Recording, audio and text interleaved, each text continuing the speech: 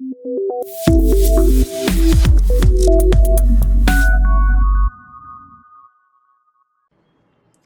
guys, welcome to the next part of the digital clock and countdown timer program.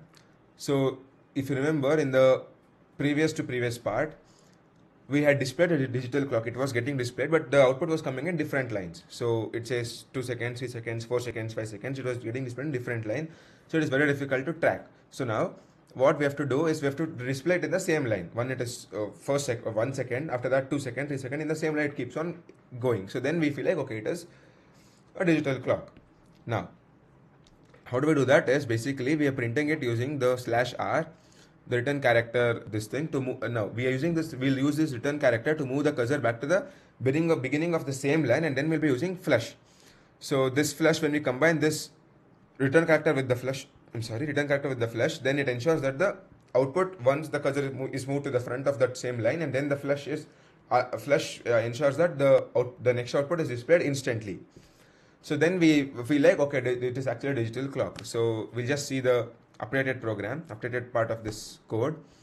So in this digital clock, you can see we are using this return character /r behind the current time. So once it is being displayed, so I'll explain from first. Here, this is basically we are extracting the current time.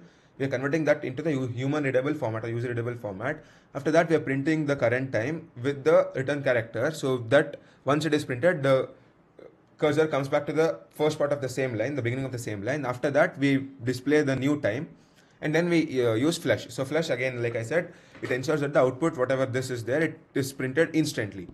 After that, we update this for every 1 second. Now let me run the program and show. So let me click on digital clock. See, 5, 6, 7. Instead of getting printed in the new line, it keeps on printing the same line. So this feels like, okay, this is actually a digital clock. So I hope you guys have understood. So let me submit the program.